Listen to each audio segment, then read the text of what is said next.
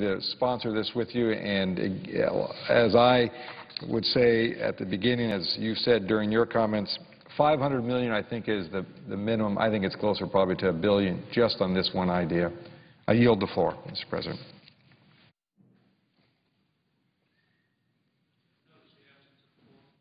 Clerk will call the roll. Mr. Akaka.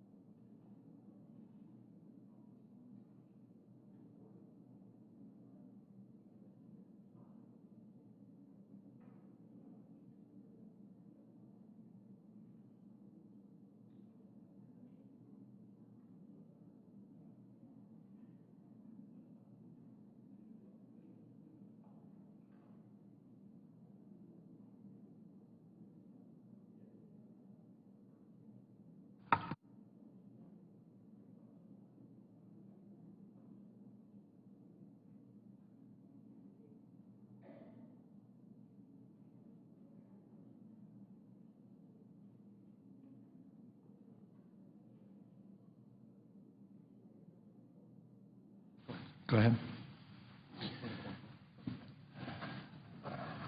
Mr. President. The senator from West Virginia. I ask unanimous consent that the order of the quorum call be rescinded. Without objection, so ordered. What is the pending business? Morning business is closed, and under the previous order, the Senate will resume consideration of S-223, which the clerk will report. Calendar number 5, S-223, a bill to modernize the air traffic control system and so forth, and for other purposes. I thank the clerk. I would like to yield at this point. I have some comments of my own, but the senator from Maryland has obviously been down here waiting, and he's always very interesting, provocative, thoughtful, and always right. So I would like to yield to him such time as he may feel comfortable with, provided it doesn't go past 5 o'clock. Mr. President. The senator from Maryland. Mr. President, let me thank my colleague from West Virginia and congratulate him on the bill that's on the floor, the reauthorization of the Federal Aviation Administration.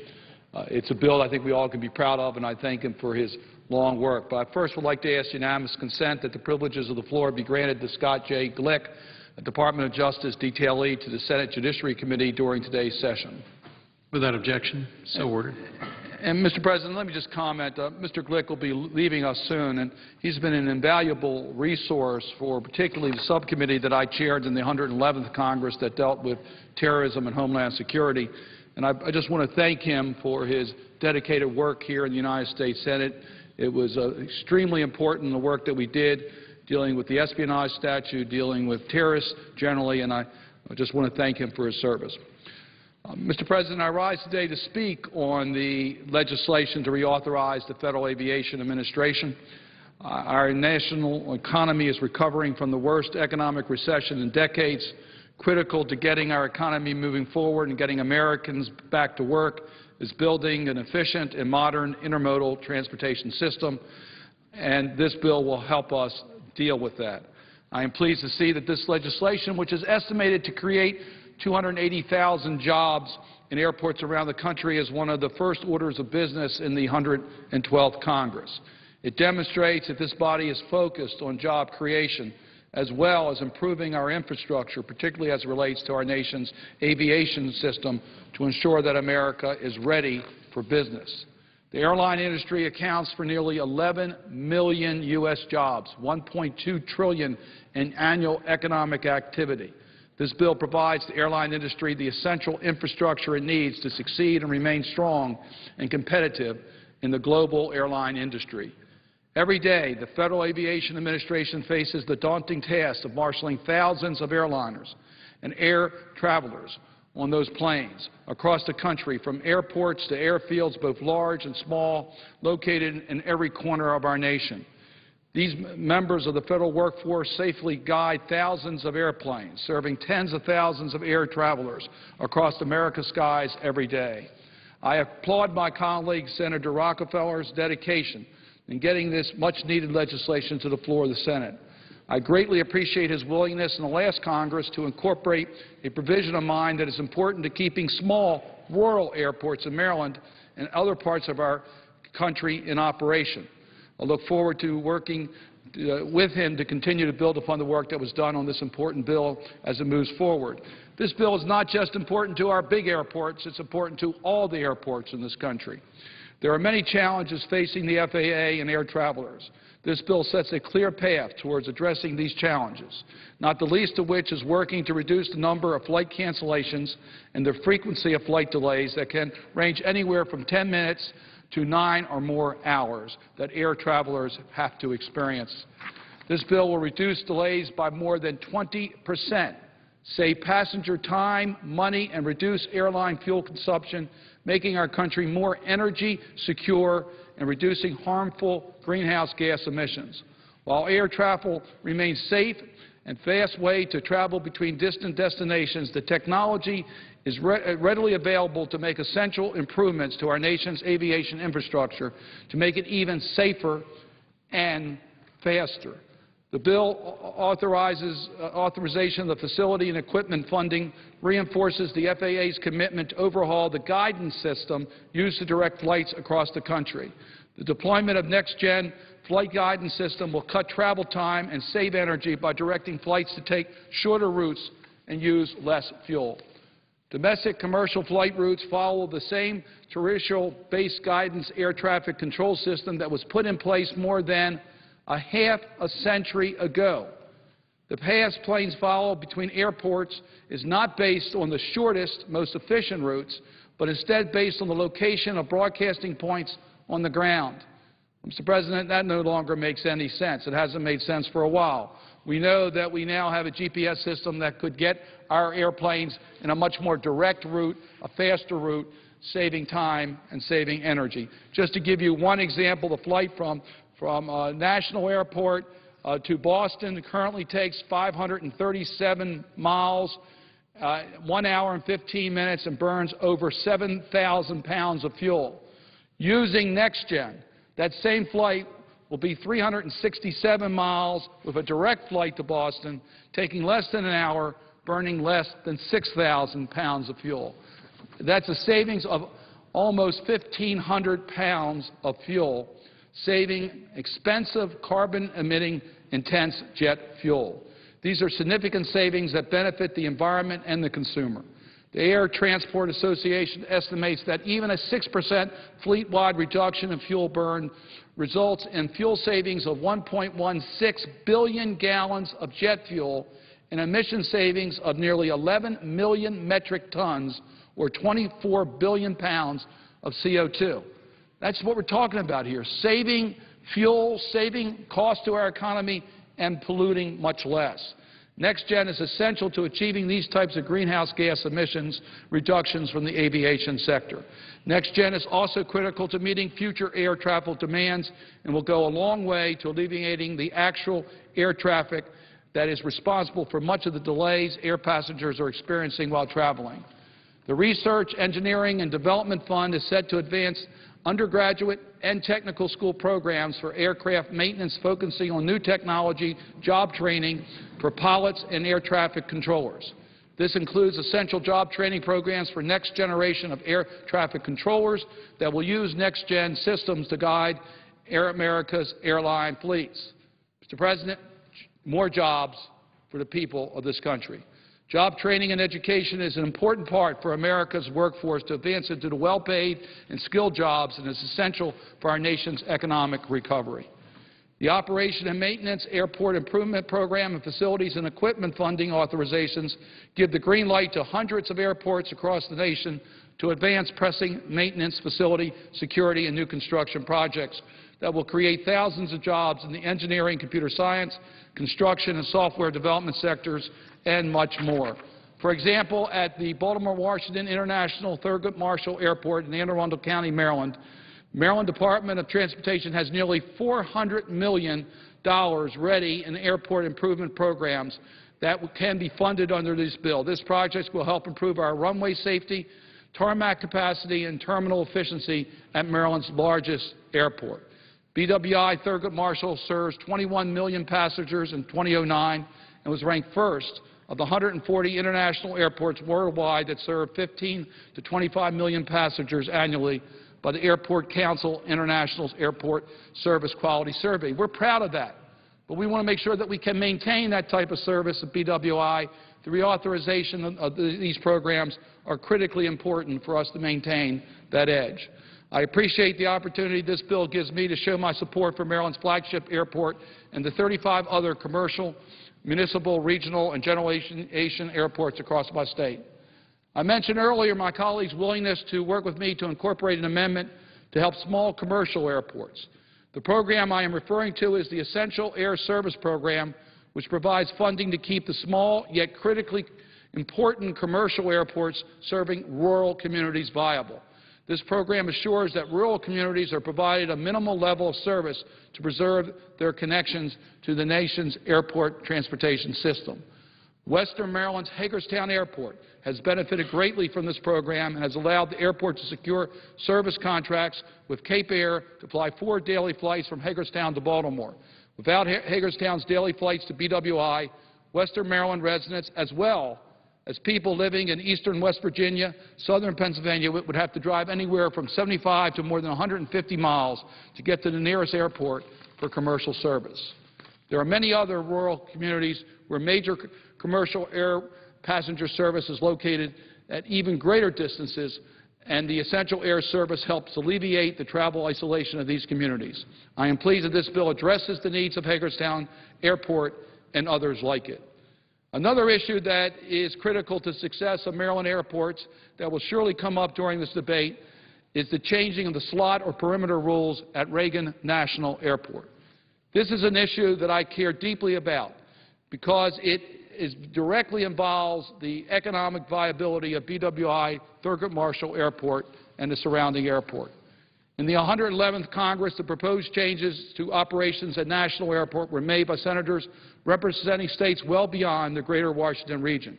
Changing the slot and perimeter rules in this fashion subverts the established process for altering these rules and undermines the authority of local transportation experts. Restricting service at National Airport lends itself to the steady growth at the region's major hub airports, which have been at the heart of the region's business community's economic development plans. Companies like Northrop Grumman, L3, General Dynamics, IBM, Deloitte, and other major employers in the Baltimore-Washington area strategically locate near BWI Airport. The growth of that airport is critically important to our economic progress. The steady growth in service at the region's large international airports help create an attractive business climate for these major companies. This would not have been possible without Congress's agreement to maintain the status quo of service at National Airport that in turn made Dulles and BWI the region's growth airports. Based on existing service and prior historical evidence of the impacts of increased slots at DCA, allowing flights to be converted from within the perimeter to beyond the perimeter would have a direct impact on the service offered out of BWI Marshall. Under any slot scenario, the service reductions at BWI Marshall will reduce the value and return of the federal and state infrastructure investments made at BWI. Maryland has invested more than $1.5 billion in the airport over the last 10 years and plans to invest more than $684 million in the next 6 years. I welcome a collaborative and open process should changes in the region's airport operations be necessary. In regards to another important provision in this legislation, I support the Passengers' Bill of Rights, which is incorporated into this bill. No one should ever be forced to stay aboard a plane on a tarmac for extended periods of time. I also applaud the provisions within the bill that provide customers with better information about the wide range of fees airlines and airports place upon the flying public. I understand that between high fuel costs and the current economy, travelers are flying less, and this has hurt the airline industry. As a result, airlines have resorted to charging a variety of fees for services on each flight. Airlines have counted on air travelers adapting to each change in policy, so much that today's frequent flyers rarely expect a free meal or to check a bag for free. Air travelers often have no choice but to pay the airline's fees. The problem is how these fees come at the customer, often by surprise. If the fees are explained in advance, there is less to take issue with. Surprise fees have consumers upset and weary of flying. By the time the traveler has reached the ticket counter, they are committed to getting on that plane. At that point, the airlines have a clear upper hand when it comes to levying additional charges for baggage based on size, weight, or type, or even fees for simple onboard amenities like refreshments, headphones, or blankets, once the passengers are in their seat. In some instances, particularly that at the counter, baggage fees, travelers have no choice but to pay the fee. In the 111th Congress, I introduced legislation to assure that air travelers were made well aware of the fees that they were being charged to fly. I look forward to working with my colleagues to make sure that this issue is adequately addressed in this bill. I want the airlines to succeed, working to improve access to information and require the honest disclosure of airline fees and improve passenger treatment, help public confidence in the airline industry. Currently, the airline industry can point at high fuel costs and a downturn in the economy as the top reasons for why less people are traveling by air.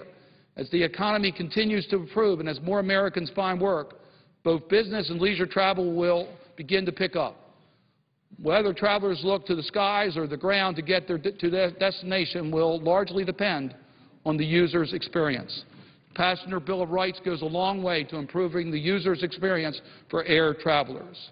Before concluding on this legislation to reauthorize the Federal Aviation Administration, I think it's important that I bring up one amendment that may be brought up. I want to express my opposition to an amendment that would exclude employees of the Transportation Security Administration, TSA, from collective bargaining rights of federal employees. On June 23, 2010, more than 6 months ago, I spoke on the floor of the Senate about the need for collective bargaining for more than 60,000 TSA employees who work at BWI, Marshall International Airport, and airports around the nation. At that time, some members of Congress opposed collective bargaining for TSA employees because of their concern that we need to be able to adapt quickly and effectively to specific aviation threats. The underlying premise of that argument was that we must choose between protecting the nation from threats to aviation or collective bargaining. But as I said in my June 23rd speech on the floor, that choice was a false choice because national security and what I call smart collective bargaining are not mutually exclusive. Under smart collective bargaining, where a true emergency exists, TSA would be fully capable of deploying assets without there being any negative impact from collective bargaining. At his confirmation hearing, Administrator Pistole stated that we have to be able to surge resources at any time, not only nationwide but worldwide. That smart collective bargaining agreement that I called for would enable us to do exactly that. Moreover, I believe then and I believe now that a smart collective bargaining agreement would enhance national security because it would enable TSA to recruit and retain better employees. Our nation's history with labor unions clearly teaches us that collective bargaining boosts morale. It allows employees to have a voice in their workplace and allows them to increase stability and professionalism. On the other hand, poor workforce management can lead directly to high attrition rates, job dissatisfaction, and increased costs. would lead to gaps in aviation security. And in the past, there have been reports that TSA has had low worker morale, which can undermine the agency's mission and our national security. I am now pleased to learn that after he was confirmed by the Senate, Administrator Pistole did what he said he would do.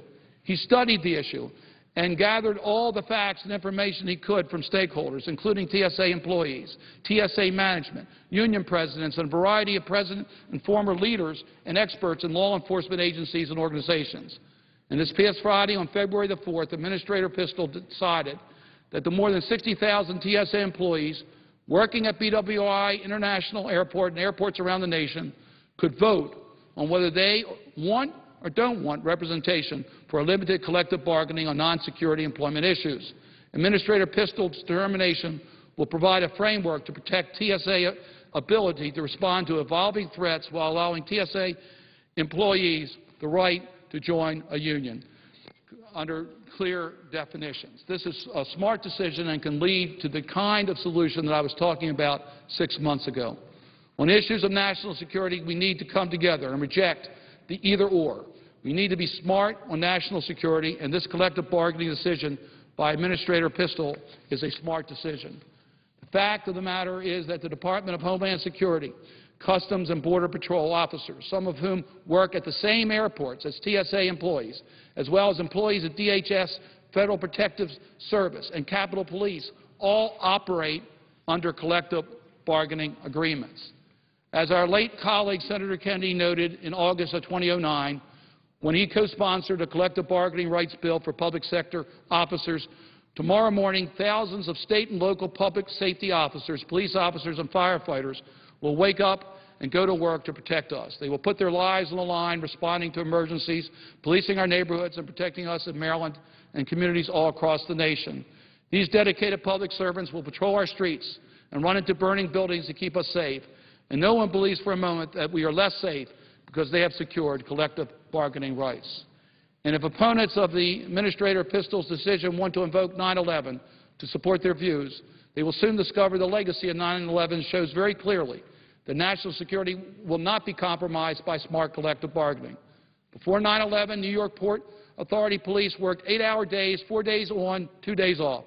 By the end of the day of 9/11, however, vacations and personal times were canceled and workers were switched to 12-hour tours 7 days a week.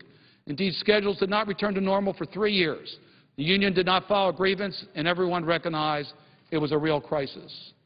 Mr. President, Administrator Pistole's decision will enhance our ability to recruit and retain the best TSA employees to protect us.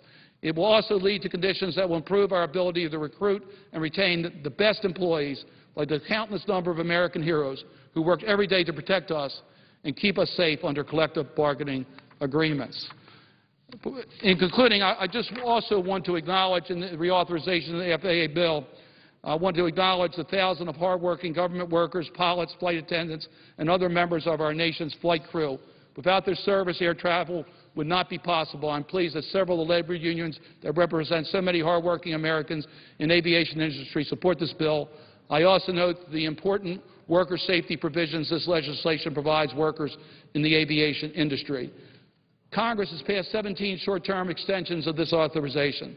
It's time for a permanent fix. It's time to pass this bill. It will provide stability, safety, and jobs for both the airline industry and its passengers. It promotes jobs, consumer and travel protection, homegrown technology innovation, and reductions in fuel consumption and greenhouse gas emissions. This could not come at a more opportune time. With that, I congratulate the chairman for all the work that he has done. I thank him for yielding me the floor, and at this point, I would yield the floor.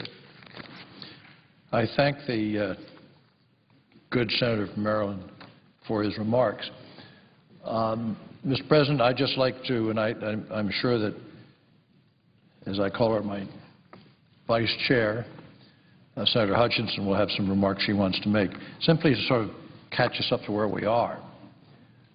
This is the Federal Aviation Bill, and it's been deemed to be only the Federal Aviation Bill, which is good because that means extraneous amendments aren't germane. And we're trying to work our way through this aviation policy issue business, which actually is turning out so far to be quite smooth. People have commented that it's done in a very bipartisan fashion. That's the way Senator Hutchinson and I work always. And it's the way the committee, frankly, works. It's one of the reasons we put out more nominations and probably more legislation than any other committee. We have a number of pending amendments that I know my colleagues also have others. Some will come to the floor this afternoon to get into the queue and speak on those amendments. We're making very good progress in resolving some of the pending amendments, and others, I believe, will require votes. If we can do something without a vote, that's great. If we have to have a vote, that's also fine. In addition, Senator Hutchinson and I continue to work to resolve the issue of slots at the National Airport, and I want to thank all of our colleagues for engaging in a constructive conversation on this very difficult issue. And it's been very, very heartening that people seem to understand that if we can't work out this issue, the whole bill goes down, and 11 million jobs and over $1 trillion of the economy is at risk. We've played with fire for this now for 17 consecutive extensions of the bill. It's a horrible way to do business, to send out a 3-year contract for, building an airport runway, and, it's awful. But we haven't faced up to this bill. Senator Hutchinson and I are doing that. I expect we'll be on the bill this week, probably hope to finish it the following week. I really believe that we can do that, but then again, I'm not sure. It's how the Senate wants to work its will. Again, I would urge my colleagues to come and speak with Senator Hutchinson and myself if they have amendments that they would like to offer. That's what we're here for. I thank the presiding officer and the senator from Texas. Mr. President, I appreciate what the chairman has said, and I think his message is the same as my message, and that is this is a very important bill. It is one that we have extended since 2007, the authorization of the FAA, with 18 short-term extensions, and neither the chairman nor myself want another short-term, 19th short-term extension. That's, as he mentioned, not the way we ought to be doing business. We ought to be able to assure that a contract will be able to be let for a new runway or a repair on a runway that will be able to be finished. And I hope that we can get through some of the thornier issues, and there are several of those. So I would ask my colleagues to come down and get your amendments pending, because we want to close out amendments and then deal with the ones that we have and move on. Senator Wicker and Senator Collins are going to be here very shortly, and they will be talking about the Wicker amendment, and that is one that I think they have now agreed to sponsor together. And I think that they have made some good changes. We have others that are also being worked on, but it is time to now finalize, if you want to offer an amendment, to come down and do it. And we are continuing to work on the perimeter slot rule from Washington National Airport with the hopes of coming to a consensus that will increase the number of opportunities for people from the western half of the United States to be able to come into Washington National Airport. I would just say that I believe it is in everyone's interest to open Washington National on a limited basis. We don't want to add to congestion, but what is being put forward, the proposals that are being put forward, would not add to congestion. They would be mostly incumbent carriers already flying, just transferring to longer haul flights, but not with bigger airplanes. So you can't make the argument that it's going to add to ground congestion nor air congestion, because you're not going to add that many new flights. And it certainly is not a noise issue anymore, because we have Stage 3 aircraft that have made a significant improvement in air traffic noise for people who live near airports. And I think that it is in the interest of the people who live around National to have that same convenience to be able to go to the western part of the United States, just like people who live further away from the airports.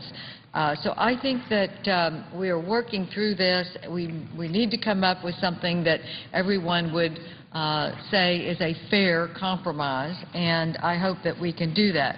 The underlying bill is important because it does increase the safety measures that we need to increase. It certainly will modernize the air traffic control system and put America in the forefront of putting our air traffic control on a satellite-based system rather than a ground-based radar system. That is the key reason for needing to go forward on this bill so that we can start that transformation. It will take time, and it is something that needs to be done, but with a longer-term authorization, which we're trying to do. It will improve rural, small-town access in our aviation system, and there are good consumer protections. We don't think anyone should have to sit on an airplane for more than 3 hours on the ground with the door closed, and that is provided for in this bill, that if you are sitting on the ground in a closed aircraft for more than 3 hours, the airline must let the doors open and let passengers get off. So there are a lot of things that we need to put in law. We have made a good start, and I would just ask my colleagues to give us their amendments if they have them. Let's work through them, and then let's move this bill. Thank you, Mr. President. I yield the floor. Mr. President. The senator from Mississippi. Thank you, Mr. President. I ask that my amendment number 14 be modified with changes which I have sent to the desk. Is there an objection? Without objection, the amendment is so modified. And secondly, I ask unanimous consent that the following two senators be added as co-sponsors to my amendment, Senator Collins and Senator Coburn. Without objection, so ordered. Thank you, Mr. President. Earlier, I called up my amendment, actually last week, which would prohibit TSA employees from entering into collective bargaining agreements. Now, a lot has happened since I called up my amendment. The Transportation Security Administrator announced his intent on Friday to proceed with allowing TSA security employees to collectively bargain. This would reverse a decade of policy since the inception of TSA, actually. Currently, TSA employees are not allowed to collectively bargain. The 2001 law that created TSA gives this decision to the administrator, and previous administrators have understood that collective bargaining agreements for TSA could compromise our nation's security. TSA employees have been treated like those of the FBI, the CIA, and the Secret Service for purposes of collective bargaining. These personnel are treated very well by our government and taken care of in other ways, but because of the security concerns, collective bargaining is not prohibited for those security personnel. Frankly, I think many observers would conclude that the current administration is intent on doling out rewards to campaign supporters and therefore is moving to reverse this decade-old decision and allow for collective bargaining among TSA employees. On November 12, 2010, the Federal Labor Relations Authority decided that TSA employees will be allowed to vote in union representation. And then the decision came along Friday to allow them to have collective bargaining rights. I don't believe our country needs 50,000 TSA screeners to be part of a union. but the Obama administration does. Adding workers to union roles has been a high priority of the administration since day one. As I pointed out, the FBI, the CIA, and the Secret Service do not have collective bargaining rights because burdensome union demands could limit the ability of those responsible for security at some of the most high-risk targets and hamper them in getting their job done. And let me just review a little bit of history. When a British airliner bombing plot was uncovered in 2006, the TSA overhauled security procedures in a matter of 12 hours to deal with the threat of liquid explosives. They had to act very quickly and flexibly. It's difficult to imagine that kind of flexibility under inflexible union rules. In 2006, following a severe Midwestern snowstorm, local TSA employees were unable to get to the airport, but TSA was able to fly personnel in temporarily from other airports to cover these snowed-in personnel. This helped keep the airport open and the security lines moving. I wonder how injecting collective bargaining into this type of situation would have impacted TSA's ability to be flexible, to be quick on their feet, and to move personnel around. There's also the issue of testing and rollout of software to protect the privacy of passengers utilizing advanced imaging technology. This should be done on the basis of national security and passenger safety and privacy concerns, and not delayed because of union concerns or intervention in the management of TSA employees. I would reiterate, TSA has existed for almost 10 years without collective bargaining, and there's no legitimate policy reason to change this procedure at this time. Working with Senator Collins, who I believe is prepared to speak also today, I have modified my amendment to make it clear that TSA employees have the baseline protections that almost all of our federal employees have, while preserving the flexibility needed to keep our nation safe. The modified amendment would codify the 2003 TSA policy that prohibits collective bargaining agreements with security screeners. We do not need to limit the flexibility to respond immediately to emerging and evolving threats. My amendment would also allow the Merit Systems Protection Board to hear adverse employment actions, such as demotions or firings, so TSA employees will have the same protections as other federal security employees. And also, these modifications accepted unanimously today would codify protections under the Whistleblowers Protection Act that would create an employee engagement process for workplace issues. My amendment simply adds these protections into the statute. I would also point out, Mr. President, that it is the public employees' union contracts that states are grappling with today. Several of our states are literally facing bankruptcy because of the expensive and burdensome government union employee contracts. Illinois, New Jersey, California. The governors on a bipartisan basis are struggling to get out from under these burdens and to free their states from these expensive public employee union contracts. They're causing the bankruptcy of states.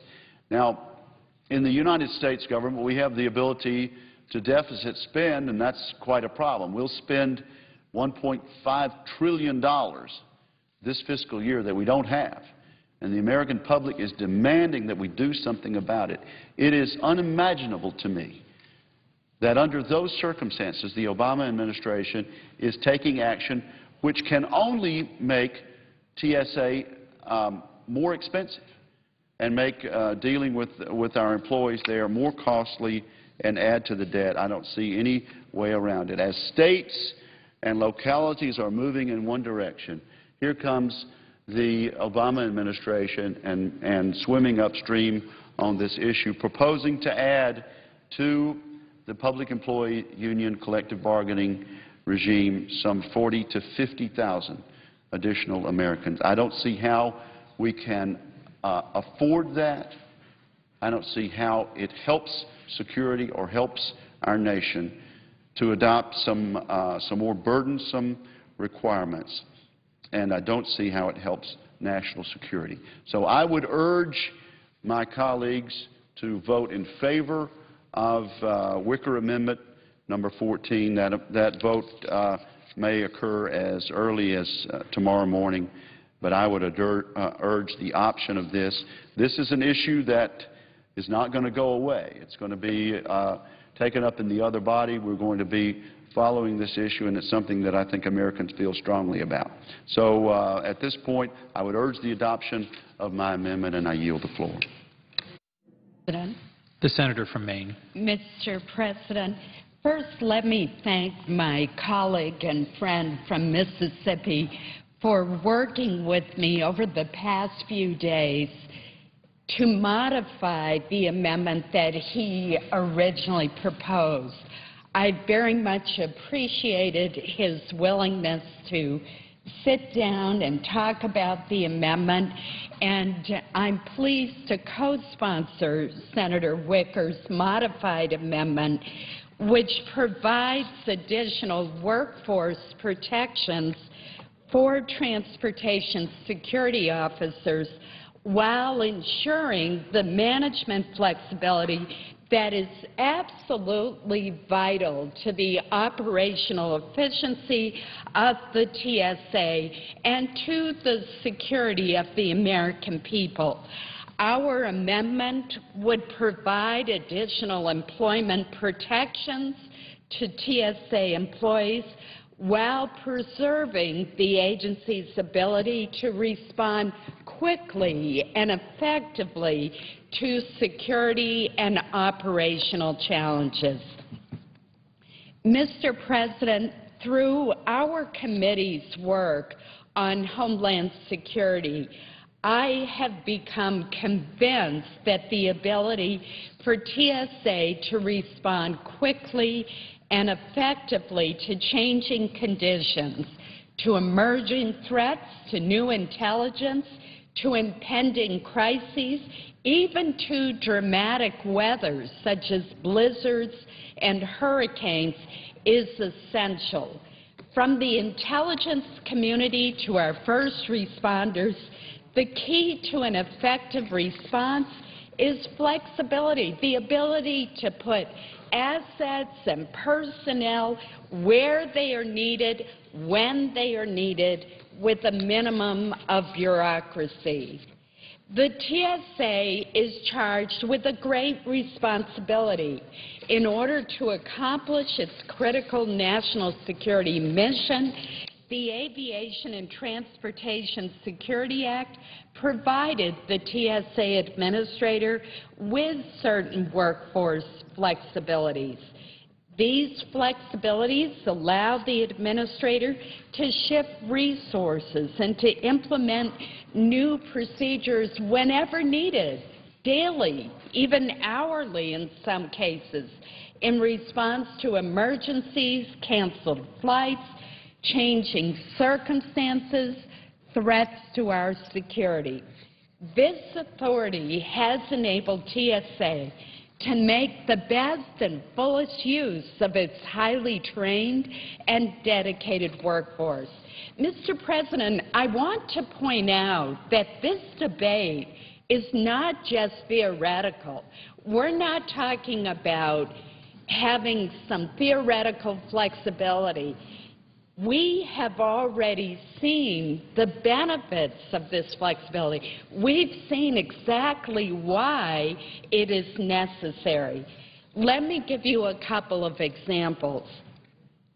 In the aftermath of the thwarted airline liquids bombing plot that emanated from Great Britain, TSA was able to move quickly to change the nature of its employees' work and even the location of that work. With the liquids bombing plot, TSA overnight had to retrain its employees, had to deploy them differently, and was able to do so precisely because of the flexibility of the current law. Another example is the December 2006 blizzard that hit the Denver area. When many local TSA employees were unable to get to the airport, TSA was able to act quickly, flying in volunteer TSA employees from Las Vegas to cover the shifts, and covering the Las Vegas shifts with officers who were transferred temporarily from Salt Lake City. Mr. President, without that ability to deploy personnel where they are needed on a moment's notice, the Denver airport would have been critically understaffed while hundreds, perhaps thousands of travelers were stranded. This flexibility is essential to maintain, and that is what the Wicker-Collins-Coburn Amendment would do. TSA also redeployed hundreds of screeners to Houston and New Orleans in response to hurricanes in 2008. These TSOs relieved local employees at those airports so that they could safely evacuate themselves and their families. And it helped to quickly resume screening operations after the storms had passed. And these were challenging times for TSA. Evacuations in these cities caused high volumes of airline passengers, resulting in the TSOs in New Orleans screening more than 32,000 Gulf Coast residents within a 48-hour period. Mr. President, TSA's announcement on Friday purports to preclude employees from bargaining over security policies and procedures. But if you look at precisely what it says, it does allow bargaining over the selection process for special assignments and on policies for transfers and shift trading, matters that could require very rapid resolution during an emergency. There won't be time for bargaining over those issues. In addition, the very definition of what constitutes security policies and procedures could be the subject of dispute and litigation. That's exactly the point that Secretary Chertoff made in a letter that he sent to me in 2007 when the Senate was considering this very same issue. He wrote, although the administrator of TSA purportedly would not be required to bargain over responses to emergencies or imminent threats, it is inevitable that protracted litigation would ensue over the meaning of these terms. Mr. President, that's exactly what would happen if we allow the administrator of TSA's decision to stand.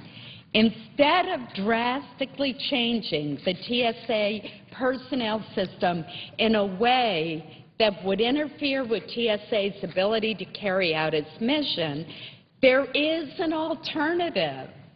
We should make some targeted but critical reforms in the personnel system to ensure that TSA's employees are treated fairly. So my point, Mr. President, is there's a middle ground here that we can reach.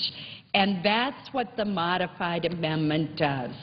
First, we should bring TSA employees under the Whistleblower Protections Act, which safeguards the rights of whistleblowers throughout the federal government. There's simply no reason to deny TSA employees that protection. Indeed, I would argue it hurts us to deny that protection, because if there's a whistleblower at this critical agency who does not feel fully protected and doesn't come forward, that could hurt our security. So our amendment would codify that coverage and make that protection clear.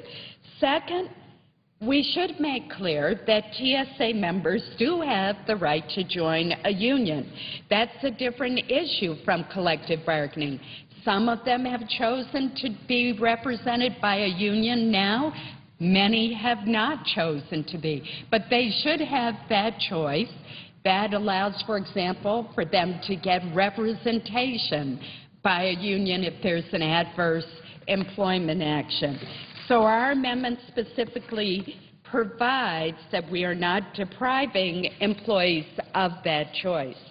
Third, we should give TSA employees the right to an independent appeal of adverse personnel actions, such as removals, suspensions for more than 14 days, reductions in pay or grade, or furloughs of 30 days or less. The amendment would give TSOs the right to have those appeals heard by the Merit Systems Protection Board. That is an independent board separate from the agency, separate from the Department of Homeland Security, that sits in judgment of appeals filed by most other federal employees. So I see no reason why TSA screeners should not have that same right. And that's an important protection, because if a screener believes that he or she is being treated unfairly by a supervisor, there's an independent arbitrator to whom that employee can appeal. Mr. President, here's the bottom line. We can provide TSA employees with important protections enjoyed by other federal employees, such as the right to appeal adverse employment actions to the Merit Systems Protection Board and the statutory right to whistleblower protections, without disrupting TSA's proven personnel system that has served the agency and this nation well over the past decade. Previous secretaries of Homeland Security and administrators of TSA have described that personnel system in great detail to the Homeland Security Committee and to other entities in the Senate in both classified briefings and open hearings as necessary to accomplish the critical goals of TSA. Our amendment would preserve these flexible personnel systems while ensuring that TSA employees enjoy important legal protections available to other federal employees. Mr. President, I have been trying since 2007 to achieve a middle ground on this issue. Frankly, the previous administration was reluctant on some of the safeguards that I've described. This administration has gone way overboard in the other direction. But that is a middle ground is exactly what this modified amendment strikes. It charts that middle ground, providing significant additional protections and rights to TSA employees without burdening a system that is working well now and that is essential to our security. We simply have to allow the TSA administrator to retain exactly the same kinds of flexibilities to deploy personnel that he enjoys now and that have been used in the past. That's the important point. This debate is not theoretical. Those personnel flexibilities have proven absolutely essential to meet the threat of a terrorist attack and to deal with blizzards and hurricanes. So I urge my colleagues to take a strong, close look at the modified amendment, and I hope that they will support it. Thank you, Mr. President, and I yield the floor. President. The Senator from Oregon. Ask unanimous consent to speak as if in morning business for up to 10 minutes. Without objection. Thank you, Mr. President. Let me also thank the chairman of the Commerce Committee. He's dealing with an exceptionally important bill, and I appreciate his courtesy at this time. Mr. President, later in the evening, the Senate will confirm Judge Marco Hernandez, who has been nominated to serve as a U.S. District Court judge for the District of Oregon. The vacancy that Judge Hernandez will fill is one that Chief Justice Roberts has designated a judicial emergency. Given that, I want to thank Chairman Leahy, Ranking Member Grassley, Majority Leader Reid, and Minority Leader McConnell for bringing this nomination to the floor today. I would also note that Oregon has another opening and another outstanding nominee, Mr. Michael Simon, who I expect to be reported out of committee this week, and I hope that he too will be brought to the floor quickly. Mr. President and colleagues, it is no surprise that Judge Marco Hernandez was nominated for the federal bench because his life could serve as a billboard for the American dream. At the age of 17, Marco Hernandez moved to Oregon by himself. Needing to support himself, he took a job as a dishwasher, later found a better job as a janitor, and eventually Marco became a teacher's aide. At that point, Judge Hernandez began taking night classes at a local community college with the hope of one day attending a four-year college. Finally, he was able to enroll at Western Oregon State College, and he quickly demonstrated his ability to excel. Judge Hernandez earned the Delmer Dewey Award as the most outstanding male student in his class. Following college, Marco went on to graduate from the University of Washington School of Law. From the beginning of his legal career, Judge Hernandez demonstrated a strong commitment to public service. After law school, Judge Hernandez worked at Oregon Legal Services representing farm workers. He then served as a deputy district attorney and was later appointed as a state court judge, a position that he has served in for the past 15 years. Judge Hernandez is so well regarded across my home state and across the political spectrum that he has been nominated not by one, but by two presidents of different parties and at the recommendations of two senators of different parties. Judge Hernandez was first nominated for the district court by President Bush in 2008 when my friend and former colleague, Senator Gordon Smith, led the nomination process. I supported at that time the recommendation of Judge Hernandez.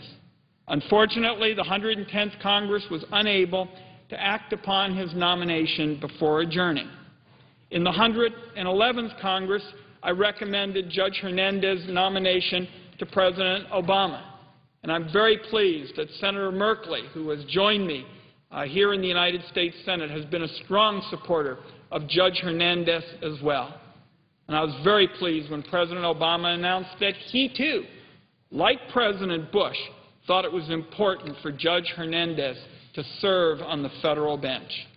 One of the reasons that leaders from both political parties support Judge Hernandez is that throughout his judicial career, he has demonstrated a special affinity for creative solutions. He implemented, for example, an innovative domestic violence program to aggressively pursue offenders and created a new program for mentally ill defendants, which Judge Hernandez continues to oversee. With a tremendous record of public service, innovation, and commitment to justice, no one was surprised when Judge Hernandez was reported out of the Judiciary Committee unanimously. He was part of both Republicans and Democrats and at the Hispanic National Bar Association. In fact, Judge Hernandez would be the first Hispanic Article III judge in my home state. It is good news for the people of Oregon, and it is good news for the federal bench that today the Senate is taking up the confirmation of Judge Hernandez. I strongly urge all my colleagues to join me in supporting an outstanding individual, Judge Marco Hernandez, for U.S. District Court Judge. I also want to thank again Chairman Rockefeller, who's dealing with an extremely important bill, for his courtesy and letting me make these remarks about Judge Hernandez. And, Mr. President, with that, I yield the floor.